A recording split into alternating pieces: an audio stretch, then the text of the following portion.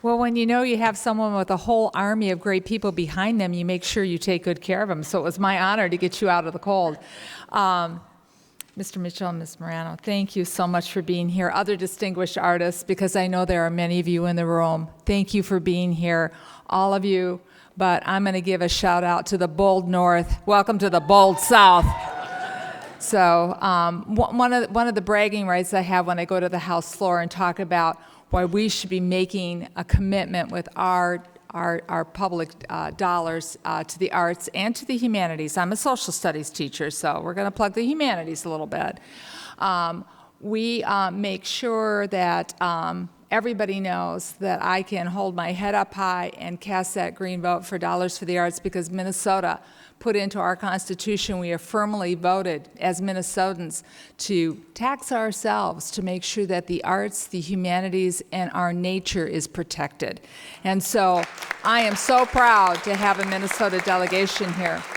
And being on the Environment Finance Committee with my vice chair, Ms. Pingree, who's here, it's our honor to also talk about how the humanities, the arts, and our environment come together, because it's our environment, whether it's natural from the outside or for what's going on inside of you, that is what you express through the arts. And that's so important to have that expression as we're working with our wounded warriors. But it is people recovering from stroke, or a child who has a speech challenge, or someone who has just lost someone very special in their life, or someone who's exciting and celebrating a new family member.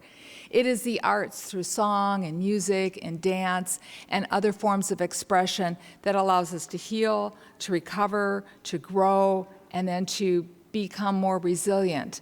So our job is to make sure that today and for tomorrow, those dollars are there. So we have a saying that my Republican colleagues actually said to the administration when they would come with their budget, as been pointed out by Senator Udall, with some goose eggs in it. The president proposes, but the Congress disposes. So you're here knowing that it is Democrats and Republicans together that have made that budget number increase. Now, I pointed out I'm a social studies teacher. And you're going to hear from one of our colleagues, Ms. Bonamici, and you heard from Ms. Dingle about how important the arts are to the future. Okay, I'm giving you your homework assignment. You are going to go knock on doors on offices. A lot of the House members haven't arrived yet. Some of us came in early to be here. But if your member's not here, they're in their district working.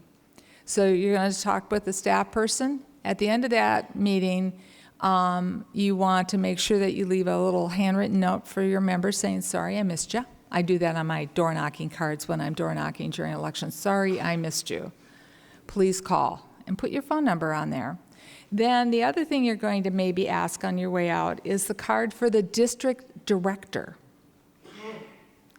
And then you're going to call that district director, and you're going to say either I didn't have an opportunity to see my member because they were busy, or I did see my member and I invited my member out to see the arts in the district.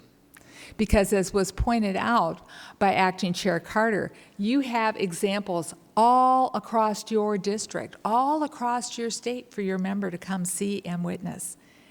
So when you're sharing your story, create a story for them. Create a story for that member to be able to say what the arts are doing in their district. We are so excited you're here. Bundle up when you walk across over to the House. And Mr. Lynch, we do allow singing, dancing, and art in the House. It's just another one of the many reasons why I can add to my list, I'm housebroken, and no, I'm never going to run for the Senate. Thank you for being here.